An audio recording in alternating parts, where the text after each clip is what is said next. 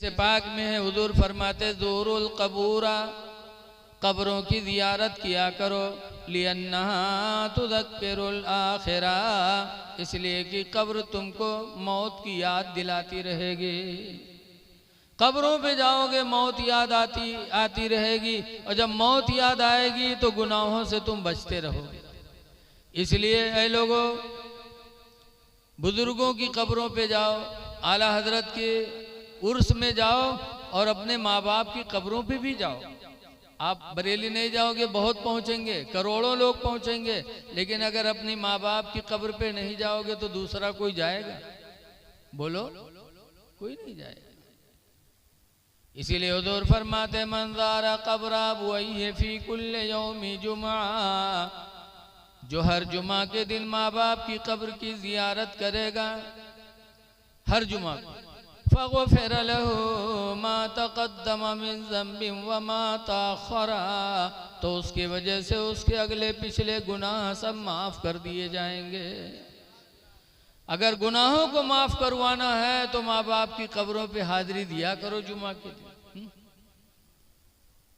और जो हो सके उनके नाम पे नियाज दिलाओ। बहुत से लोग कहते हैं नियाज का खाना नहीं खाना चाहिए, लेकिन अगर कोई है मुस्तहिक तो उसको दे दो, लेकिन अगर कोई नहीं है तो खुद खा सकते हो। अगर कोई गरीब नहीं है तो नियाज का खाना भी खुद खा सकते हो। लेकिन आज बहुत से लोग कहते हैं पकाओ खाए लो, होएगा फातिहा, कोई जरूरी है सामने रख के फातिहा करो। हमारे यहाँ खन्ना पुरवा में एक बाबा रहे, झुठारी बाबा, पुलिया के पास, इंतकाल करके अल्लाह उनकी मगफिरत फरमाए। झूठ बहुत बोलत रहा है तो गांव वाले उनका नाम रख दिन झुठारी बाबा। तो हमारे गांव में यहाँ कुछ गड़बड़ लोग हैं जो कहते हैं कि सामने रखकर फातिहा करने की क्या जरूरत है। वे लोग पहुंचे झुठारी बाबा के पास, कहें झुठारी बाबा ये बताओ कि सामने खाना रख के फातिहा करा तो ये खाना का कब्र में पहुंचा थे का? तो झुठारी बाबा कहें हाँ भैया रखा थे तो पहुंचते हुई। तो कहें तो पहुंचत हुई तो खाते हुई। तो झुठारी बाबा कहें हाँ भैया जब पहुंचे तो खइबे करी हैं। तो कहते जब खाते हुए तो कब्र में हक तो ही हैं। तो झुठारी बाबा कहें हाँ भैया जब खई हैं तो हकबे करी हैं। तो कहें तुमरे मुर्दन के कब्र में बड़ी गंदगी रहा थी। तो झुठारी बाबा कहने भैया गंदगी नहीं रहा था। कहीं का है? कहीं तुम फातिहा करत नहीं हो, तुम्हारा मुर्दा कुछ पावत नहीं है, तो यहाँ से पैखाना हो तो बाहर आए के साफ किया करत, इधर की आमदनी उधर खर्चा। बताओ ये सोच कि कब्र में खाना जाता है क्या? आज बशारत ने इतना बड़ा खाना बनवाया खिलाया, तो हम भी जानते हैं ये खाना कब्र में नहीं जाता, ना अल्लाह के यहाँ जाता। कुरान करीम में है बकरा ईद में हम लोग कुर्बानी करते हैं। बोलो करते कि नहीं करते?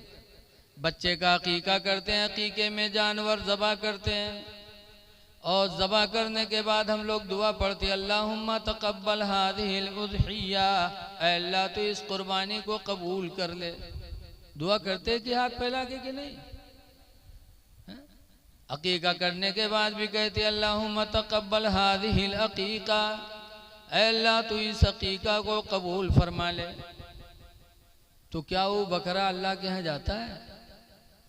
कुरान में अल्लाह फरमाता लन यनालल्लाह लुहूमुहा वला दिमाउहा, हरगिज़ हरगिज़ अल्लाह के यहाँ न उसका गोश्त जाता न उसका खून जाता है। कुरान ने कह दिया कुछ नहीं जाता बकरे का, न गोश्त जाता न उसका खून जाता। वलाकिन यनालहु तक़वा मिनकुम, लेकिन सिर्फ तुम्हारी दिल की नीयत अल्लाह के यहाँ जाती है। नीयत अल्लाह की बारगाह में पहुंचती इंसान की, तकवा अल्लाह की बारगाह में जाता है, और अल्लाह उसी बुनियाद पे अपने बंदे से राजी हो जाता है। तो आज हमने जो इसाले सवाब किया खाना वगैरह पे, तो ये खाना नहीं जाता है, लेकिन बंदे मोमिन की नीयत का सवाब अल्लाह देता है। इसलिए जितना हो सके इसाले सवाब करते रहो, और मौत की भी तैयारी करो। कब्रों से डरो, कब्रों की ज़ियारत करो और कब्रों से डरो। आज अफसोस है कि हम रातों दिन गुनाह करते और कब्र से नहीं डरते। हजरत उस्मान गनी रदी अल्लाह अन्हु सरकार के दामाद हैं, बहुत चहीते दामाद। एक मर्तबा जंगे तबूक, बड़ी गरीबी और बड़ी परेशानी के टाइम में जंगे तबूक लड़ने पड़ी, तो सरकार ने चंदा मांगा। आज लोग चंदा मांगते हैं मस्जिद मदरसा के लिए तो लोग गिरी निगाह से देखते हैं, सरकार ने भी दीन के लिए चंदा मांगा है। जंगे तबूक का चंदा मांगा तो हजरत उस्मान गनी ने सोने की अशरफियां इतनी ला करके ढेर लगा दिया सरकार के सामने। बहुत मालदार थे उस्मान, इतने ढेर लगा दिया जैसे गेहूं धान का ढेर लगता है। तो सरकार उसमें ऐसे हाथ डालते थे और कहते थे उस्मान अब कुछ भी करें, उस्मान अब कुछ भी करें, उस्मान अब कुछ भी करें। इतना खुश थे सरकार उस्मान गनी से। लेकिन वही उस्मान गनी जब कब्र पे जाते थे तो कब्र को देखकर उस्मान गनी रोते थे, और इतना रोते थे, इतना रोते थे कि हजरत उस्मान गनी की दाढ़ी भीग जाती। लोगों ने एक दफा पूछा है उस्मान ये बताओ तज़कुरुल जन्नत वाला तब के, उस्मान तुम जन्नत का बयान करते हो रोते नहीं हो, व तज़कुरुन नार वाला तब के, और जहन्नम का भी बयान करते हो लेकिन कभी रोते नहीं हो, और कब्र को देखकर रोते हो। तो हजरत उस्मान गनी ने कहा था कि कब्र को देखकर क्यों न रो, मेरे नबी ने इसी कब्र के बारे में फरमाया है अल कब्र अव्वलु मंजिलुम मिन मनाजिलिल आखिरा, कि कब्र आखिरत की मंजिलों में सबसे पहली मंजिल है। मेरे नबी ने फरमाया कि कब्र आखिरत की मंजिलों में सबसे पहली मंजिल है। इस मंजिल में जो कामयाब हो जाएगा आखिरत की सारी मंजिलें उसके लिए अल्लाह ताला आसान फरमा देगा। तो मैं डरता हूँ कि खुदा जाने आखिरत की इस पहली मंजिल में कामयाबी मिले कि न मिले। इतने नेकी के बावजूद भी उस्मान गनी रोते थे, खुदा जाने कब्र में अल्लाह ताला की तरफ से कामयाबी मिले कि न मिले। और आज हम कब्र पे आज जाते हैं और हमें वहाँ भी पंचायत दुनिया की, हम सबके दिल बहुत ढीठ हो गए, बहुत ढीठ हो गए। जैसे कि बताते एक बुढ़वा रहा है मरा इलाक तो के लड़का का घेर के बैठे, अब्बा ही बात अब्बा बात, तो बुढ़वा कहते भैया रे मैं बच पाई ना, हम मर जेबे। तो कहीं तब अब्बा, तो बुढ़वा कहते जो हम मर जेबे ना तो हमरे कफन में पुरान कपड़ा दियो नवा न दियो। तो लड़को कहीं अब्बा यूँ कहाँ हो सकत है कि तुम हमरे लिए घर बनवाए पढ़ाए लिखाए मर जी, हम लोग कफन पुरान कपड़ा देवे अब्बा। गाँव वाले कहा कहीं है अब्बा। तो बुढ़वा कहते गाँव वाले के चक्कर में पड़ के सारे हमको फंसाए दे हो रे। कहीं कहा है अब्बा, कहीं रे पुरान कपड़ा में लपेट के रखे हो कब्र में ताकि मुनकर नकीर हिसाब ले आई हैं, देखिए कफन पुरान, तो कहीं तो बहुत पहले मर चुका हुई का हिसाब होगा हुई, छोड़ो। तो छोड़ छाड़ चले जाइए और नवा कपड़ा में लपेट के रखियो, जुड़ते जुट जाइए कि नहीं जुटी हैं रे, बताओ। ऐसे ऐसे दलाल पड़े हैं कि जिंदगी में तो दलाली करवे कि मरे के बाद कब्रों में सोचे बैठे कि हूँ 420 कह के निकल जाइए। लेकिन नए लोगों कब्र बड़ी अजीब जगह। हमारे मदरसा अजीजुल उलूम के कारी नकी साहब हैं, उनके घर में एक दिन सांप निकला इतना बड़ा। रात में बिटिया उठी देखी तो मार दी और सपुआ बहेस नहीं। फजर टीम कारी साहब उठे तो उनके मिहरुआ चिल्लाने हाँ वहाँ ना हो सांप पड़ा सांप पड़ा। तो कारी साहब सुबह आए, कहे लागे मदरसा में हमसे, कहीं हजरत इतना बड़ा घर हमारा और वहाँ इतना बड़ा सांप वहू मरा पड़ा, तो हूँ सवेरे खड़फड़ान घूमा जाए घर भर और कबर में यहाँ 3 जगह और हुआ आई फेटरवा जब फन से मारी तब कहाँ भाग लिया। तो हमने कहा बहुत वाक़ियतन ऐ लोगों कब्र बड़ी अहम जगह है, कब्र से डरो, मौत की तैयारी करो, कब्र बहुत अहम है। इसीलिए आला हजरत इमाम अहले सुन्नत इतने बड़े मुजद्दिद होकर अपने पैगंबर की बारगाह में दुहाई करते हैं, या रसूल अल्लाह खड़े हैं मुनकर नकीर सर पर, न कोई हामी न कोई आवर। खड़े हैं मुनकर नकीर सर पर, न कोई हामी न कोई आवर। और बता दो आकर मेरे पैगंबर के सख्त मुश्किल जवाब में है। बता दो आकर मेरे पैगंबर के सख्त मुश्किल जवाब में है। हमारे आपके अमाल नामे क़यामत के दिन सब खुलेंगे। हर इंसान के कंधों पे किरामन कातिबीन सवार हैं। एक फरिश्ता नेकी लिख रहा है, एक फरिश्ता बदी लिख रहा है। हमको आपको पता नहीं है कि कितने गुनाह हैं, कितनी नेकियां हैं, लेकिन याद रखो वो रजिस्टर जब मैदान महशर में किरामन कातिबीन खोल के रखेंगे तब हम देखेंगे तो सोचेंगे या अल्लाह ही कहाँ रहे। आप सोचिए रफीक तो बिल्कुल बगुला भगत रहे थे कि यूं कहाँ से आएगा। आज हम बड़े सिद्धुआ बने हैं, लेकिन कल क़यामत में क्या हाल होगा अल्लाह रहम करे। बहुत कठिन दिन होगा मेरे भाई, तो उस दिन की तैयारी करो। आला हजरत फरमाते हैं खुदाए क़हार है गज़ब पर खुले बदकारियों के दफ्तर। खुदाए क़हार है गज़ब पर खुले बदकारियों के दफ्तर। और बचा लो आकर शफीए महशर, बचा लो आकर शफीए महशर, तुम्हारा बंदा अज़ाब में है।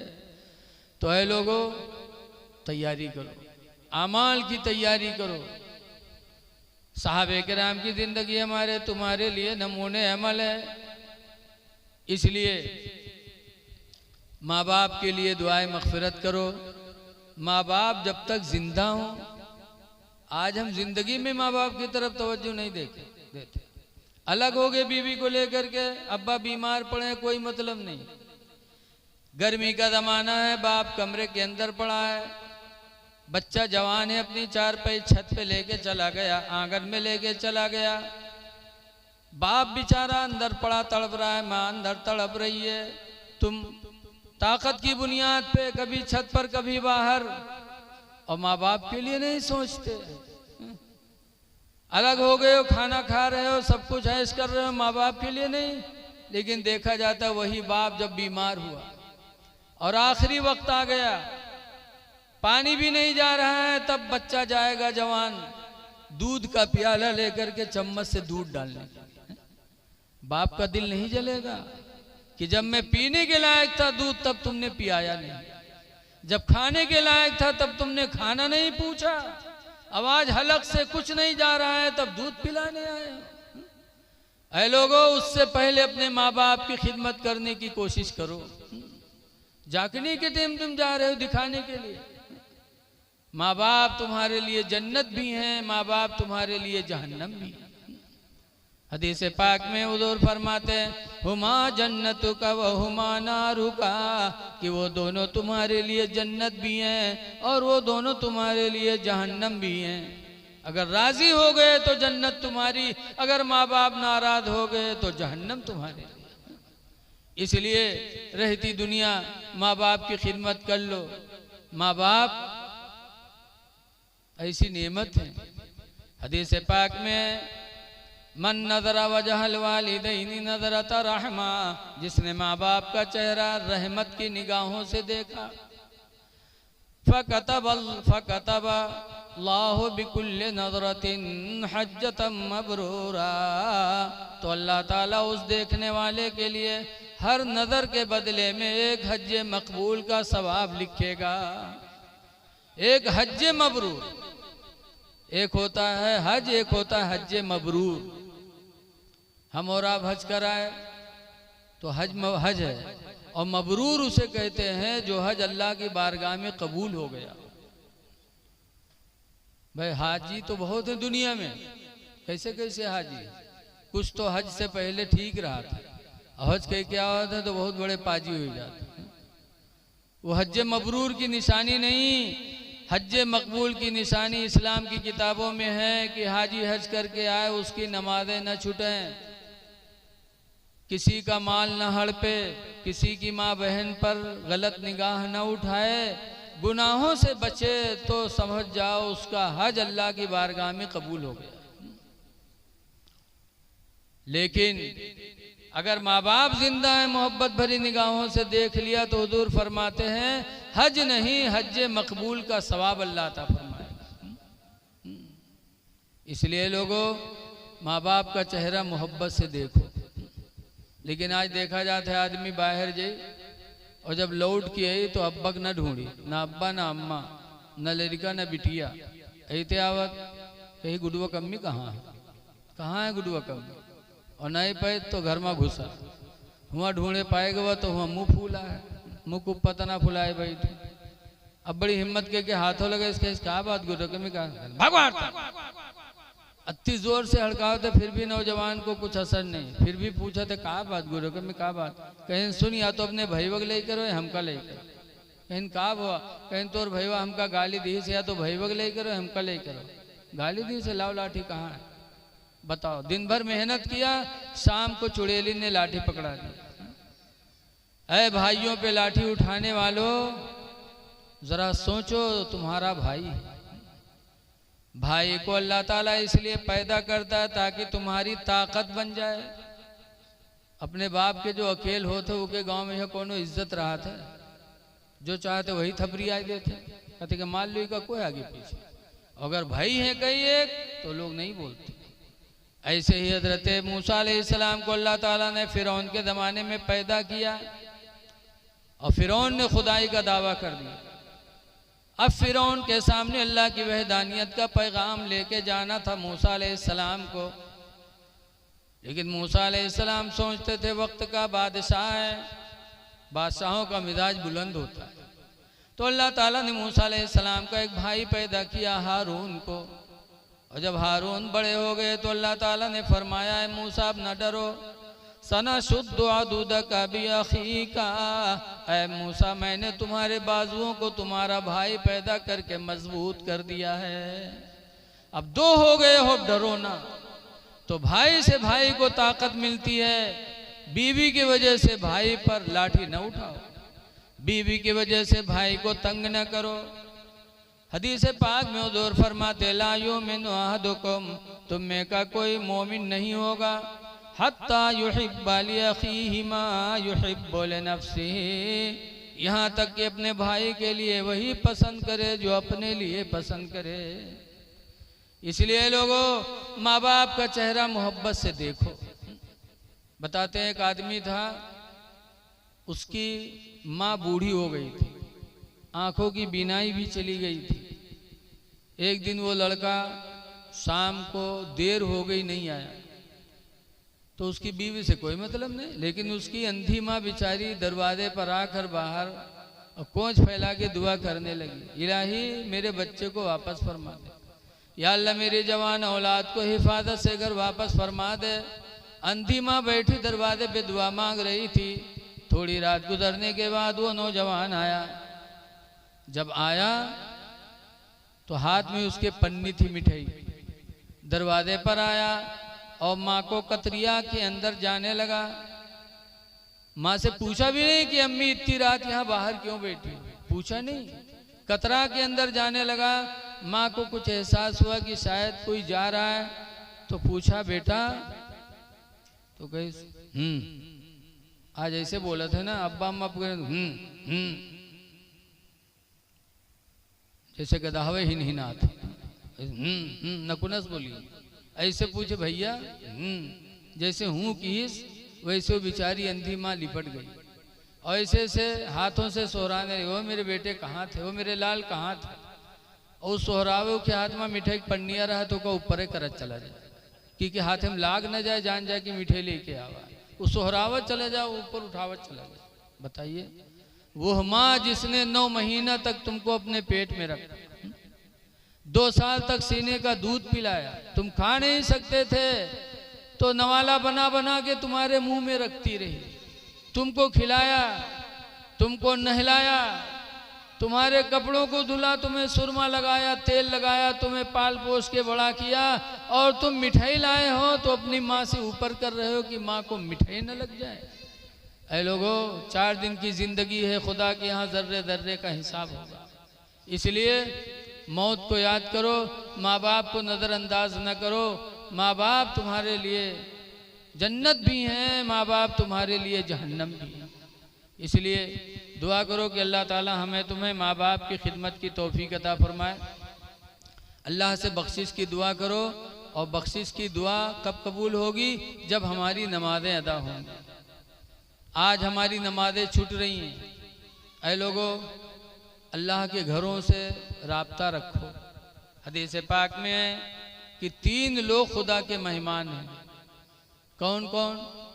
नंबर 1 पर फरमाया अल-हाज, जो हाजी। दूसरे नंबर पर फरमाया आमिर, उम्रा करने वाला।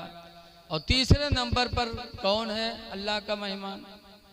तो हदीस पाक में है कि वो आदमी खुदा का मेहमान है। कौन? इसबागुल वज़ू अलल मुकारिही, सख्त ठंडक में मुकम्मल वज़ू बनाने वाला। वकसरतुल खुता इलल मसाजिदी, और मस्जिदों की तरफ ज़्यादा कदमों से जाने वाला। वह इंतज़ारुस सलाति बाद सलाह, और एक नमाज के बाद दूसरी नमाज का इंतज़ार करने वाला। ये 3 काम करने वाला खुदा का मेहमान है। ऐ लोगों, मेहमान बन जाओ खुदा के। मस्जिदों को आबाद करो। एक नमाज पढ़ने के बाद दूसरी नमाज का इंतज़ार करो। खुदा के मेहमान बनो। इसलिए कि खुश नसीब आदमी जो खुदा का मेहमान बन जाए। जैसे जैसे मेज़बान होता वैसे मेहमान का दर्जा बढ़ता जाता है। एक गरीब आदमी का मेहमान और एक गांव के प्रधान का मेहमान, बोलो दोनों में फ़र्क रहता है कि नहीं रहता है? हाँ भाई, अब आप न बोलो की बात अलग है। प्रधान का मेहमान कोई आ जाए तो आदमी जल्दी से कुर्सी दी कि प्रधान जी के मेहमान है। और एक गरीब आदमी का मेहमान आ जाए तो लोग देंगे, लेकिन उधर तवज्जो कम होती है। ऐसे ही विधायक जी का कोई आदमी आ जाए तो अलूल जुलूल में खटिया हाली न उठाए पियो, ठोकर लाग जी कि जल्दी से उठाई कहूँ विधायक जी कहीं न लग जाए कि हमारा आदमी का रहा है, देखो हमारे आदमी की इज्जत नहीं। मेहमान की इज्जत मेजबान से होती है। 3 लोग खुदा के मेहमान हैं तो उनका दर्जा कितना बुलंद है। इसलिए खुदा के मेहमान बन जाओ, मस्जिदों को आबाद करो। हमारी माँ बहनों से भी गुजारिश है कि तुम्हें भी खुदा के यहाँ जवाब देना है। इसलिए एक वाक़या मैं सुना करके अपनी तकरीर ख़त्म कर रहा हूँ माँ बहनों के लिए। रसूलुल्लाह सल्लल्लाहु अलैहि वसल्लम की एक फूफी थी सफ़िया, मदीने में रहती थी। उनका इंतकाल हो गया तो हुजूर उनकी जनाजे में गए, दफनाया। दफनाने के बाद हुजूर खड़े थे, सहाबा भी खड़े थे। थोड़ी देर बाद हुजूर अपनी फूफी सफ़िया से कहते हैं, और सफ़िया कब्र में, सरकार फरमाते क़ूलिया सफ़िया, ऐ सफ़िया तुम बोल दो इन्ना मुहम्मदन इब्नु अखी, कि बेशक मोहम्मद मेरे भतीजे हैं। कह दो। साहबा ने पूछा अल्लाह के रसूल आप कभी ऐसी बोली नहीं बोली, आज ये बोली बोल रहे हैं। तो सरकार फरमाते सुनो, कब्र में मेरी फूफी सफ़िया से सवाल हुए। पहला सवाल किया मर रब्बु के, तेरा रब कौन है? तो मेरी फूफी सफ़िया न बता पाई। दूसरा सवाल किया माँ दीनों के, तेरा दीन क्या है? तो मेरी फूफी सफ़िया न बता पाई। तीसरा सवाल मेरे बारे में किया माँ तक़ूली फ़ी हाज़र रजुल, ऐ सफ़िया तुम इनके बारे में क्या कहती हो? मेरे बारे में पूछा गया तो मेरे बारे में भी कुछ न बता पाई। तो मैंने कहा फूफी सफ़िया कुछ नहीं कह पा रही हो तो इतना ही कह दो इन्ना मोहम्मदन इब्नु अखी, कि बेशक मोहम्मद मेरे भतीजे हैं। इतना ही कह दो। साहबा ने पूछा अल्लाह के रसूल फिर क्या हुआ? तो सरकार फरमाते जब मेरी फूफी सफ़िया ने फतवाया कि मोहम्मद मेरे भतीजे हैं तो फरिश्तों ने कहा तो रसूलुल्लाह की रिश्तेदार है, छोड़ो सोए जैसे कि दुल्हन सोती। बख्श दी गई सरकार के रिश्ते की बुनियाद पर। अब मैं माँ बहनों से कहना चाहता हूँ कि हज़रत सफ़िया मदीने में रहती थी, उनकी ज़बान अरबी थी, रसूलुल्लाह की रिश्तेदार थी, फरिश्तों के सवाल का जवाब न दे पाई तो हमारी माँ बहनों का क्या हाल होगा? बोलो। जो रातों दिन झूठ बोलत है, इधर की उधर लगाती हैं, इनका हाल कब्र में क्या होगा बोलो। उनकी बोली अरबी थी, फिर कब्र में हिसाब न दे पाई तो हमारी माँ बहनों का हाल क्या होगा। इसलिए माँ बहनों से गुजारिश है, तुम भी कुरान पढ़ो, अपने बच्चों को पढ़ाओ और नमाज पढ़ो, ताकि तुमको देख करके तुम्हारे बच्चे भी नमाजी हो जाए।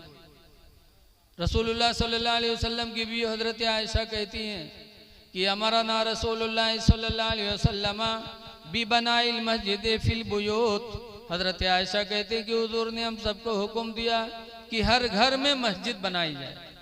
सरकार ने फरमाया हर घर में मस्जिद बनाओ, तो इसका मतलब क्या है? वो मस्जिद नहीं जो मीनार वाली है। सरकार ने जो फरमाया हर घर में मस्जिद बनाओ, उसका मतलब यह है कि घर में अगर कई कमरा हो तो एक कमरा नमाज के लिए खास कर दो। अगर कई कमरे ने एक ही घर है तो उसका कोई कोना इबादत के लिए खास कर दो, वहाँ नमाजें पढ़ा करो नवाफिल, ताकि तुम्हारे बच्चे तुमको देख करके नमाजी बनने की आदत डालें। तो मेरी माँ बहनें जब घर में नमाज पढ़ेंगी तो बच्चे भी देखकर नमाजी बनेंगे। जैसे कि हजरत बाबा फरीदुद्दीन गंजे शकर रहमतुल्लाह अलैह बहुत छोटे थे, उनकी माँ नमाज पढ़ती थी। तो हजरत बाबा फरीद ने एक दिन पूछा था, अम्मा नमाज पढ़ती हो, क्या मिलता? कहा बेटा नमाज पढ़ने से अल्लाह ताला शकर देता है। तो बाबा फरीद की माँ फरीद कहते हैं बहुत छोटे थे, कहा अम्मा आप जब नमाज पढ़ना मुझे भी बुला लेना। अजान हुई तो माँ ने फरीद को बुलाया, वजू करवाया और उसके बाद घर में गई, मुसल्ला बिछाया और शक्कर की पुड़िया बना के मुसल्ले के नीचे डाल दिया। फिर फरीद को बुलाया, साथे नमाज पढ़वाया। फिर उसके बाद फरीद कहती अम्मी शक्कर कहाँ है? तो उनकी माँ ने मुसल्ला उठाया और पुड़िया दिया। फरीद ने देखा, खाया और बड़े खुश हुए। कहा अम्मा आप कब नमाज पढ़ोगी? कहा बेटा जब अजान होगी तो आ जाना। अब फरीद बाहर गए, खेल रहे हैं, लेकिन इंतज़ार है कि अजान कितनी जल्दी हो कि हम जाके नमाज पढ़ें और हमें शक्कर मिल जाए। अजान हुई, बाबा फरीद घर में पहुंचे, उनकी माँ ने वजू का पानी दिया, वजू करने लगे और झट से गई शक्कर की पुड़िया बनाए मुसल्ले के नीचे रख दिया। बाबा फरीद गए, पढ़े और पढ़ने के बाद अब पूछते नहीं है, जानते हैं मुसल्ले के नीचे है। मुसल्ला उठाया और शक्कर की पुड़िया फाँक गए। अब खुद इंतजार कर रहे हैं, जैसे अजान हो बाबा फरीद आए, वजू बनाए, नमाज पढ़ें और मुसल्ला उठाएं और शक्कर की पुड़िया फाँक जाएं। उनकी माँ बराबर अपने बच्चे फरीद को नमाजी बनाने के लिए काफ़ी दिनों तक ये अमल करती रही। अल्लाह की मर्जी, एक दिन फरीद महल्ले के बच्चों के साथ जंगल बकरियां चराने चले गए और वहाँ देर हो गई, जोहर की अजान हो गई, फरीद घर में नहीं आए। माँ बेचैन कि अजान हो गई, मेरा बेटा अभी तक नहीं आया। पता चला मोहल्ले के बच्चों के साथ जंगल गए। तब माँ परेशान कि मैं अपने बच्चे को नमाजी बनाने के लिए शक्कर की पुड़िया मुसल्ले के नीचे रखती थी, आज मेरा बेटा जंगल गया है और आदत के मुताबिक नमाज वहाँ भी पढ़ेगा और शक्कर की पुड़िया नहीं पाएगा तो मुझे झूठा मानेगा कि माँ झूठी है। बाबा फरीद की माँ ने जल्दी से वजू बनाया और नमाज पढ़ के दुआ मांगी, अल्लाह तू खूब जानता है कि मैं अपने बेटे फरीद को नमाजी बनाने के लिए शक्कर की पुड़िया बना बना के रखा करती थी। अल्लाह आज मेरा बेटा जंगल गया है, उम्मीद है कि नमाज पढ़ेगा और शक्कर की पुड़िया नहीं पाएगा तो हमेशा के लिए मेरा नाफरमान हो जाएगा। इलाही तू कादिर है इस बात पर कि मेरे बेटे फरीद को जंगल में भी तू शक्कर अता कर सकता है। अल्लाह मेरे बेटे फरीद को शक्कर दे दे ताकि मेरा बेटा नमाज न छोड़े और मेरा नाफरमान न बने। माँ ने दुआ मांगी। रवायत में बाबा फरीद ने जंगल में जब जोहर का वक्त हुआ तो अपने साथियों से कहा चलो नमाज पढ़ी जाए। साथियों ने कहा नमाज क्या है? उन्होंने कहा नमाज पढ़ने से अल्लाह शक्कर देगा। गए, दरिया के किनारे ले गए, वजू बनवाया और अपना अपना कपड़ा बिछा के नमाज पढ़े। और जब नमाज ख़त्म हुई साथियों ने कहा फरीद शक्कर कहाँ है? कहा कपड़ा उठाओ। कपड़ा उठाया तो देखते हैं कि पूरी ज़मीन को अल्लाह ताला ने शक्कर बना दिया। शक्कर खाए भी, कपड़ों में बांध कर लाए भी, तभी से उनका लक़ब हो गया फरीदुद्दीन गंजे शक्कर। तो माँ अपने बच्चे को नमाजी बनाती है कब? जब नमाजी होगी तब, वरना आजकल हमारी माँ बहनों का हाल तो अजीब है। कल की माँ बहनें अपने बच्चे को दरूद की थप्पियां देती थी, सीनों पे लेटा के दरूद की थप्पियां देती थी कि सो जाओ या मुस्तफा कहते कहते, खुले आँख सल्ले आला कहते कहते। तो बच्चे नमाजी होते थे। हाँ? और आजकल की हमारी माँ बहनें दरूद शरीफ भूल गई, कुरान की तिलावत भूल गई, कुछ नहीं याद है। आजकल अगर लड़का रोए लगे तो उठाए बिस्तर पटकी तक भदर भदर पिटी है, ये सो जा खनत मनत भी कौड़ी पाए, कौड़ी लेके गंग पाए। अभी कौड़ी वाला गंग खत्म, अब तो मोबाइल चली गवा, उठाई पकड़ाए दी, देखो हीरो हीरोइन इनका। अब वो घंटाहन मोबाइल देखा थे, इसीलिए आज बच्चों का मिजाज इस्लाम से फिर रहा। ऐ मेरी माँ बहनों, तुमसे कब्र में भी हिसाब होगा। अल्लाह फरमाता है या अय्युहल्लज़ीना आमनू कू अनफुसकुम व अहलीकुम नारा, ऐ ईमान वालों खुद भी जहन्नम से बचो और अपने बच्चों को भी जहन्नम से बचाओ। अल्लाह ताला हमको आपको अच्छे अमाल करने की तौफीक अता फरमाए और आज इस महफिल की बरकत से हो जाने वाले मरहूमा की अल्लाह ताला मग़फ़िरत फरमाए और उनकी कब्रों पे अल्लाह रहमत व नूर की बारिश नाजिल फरमाए। अस्सलामु अलैकुम व रहमतुल्लाहि व बरकातुहू। खड़े हो जाइए, सलातो सलाम पढ़िए।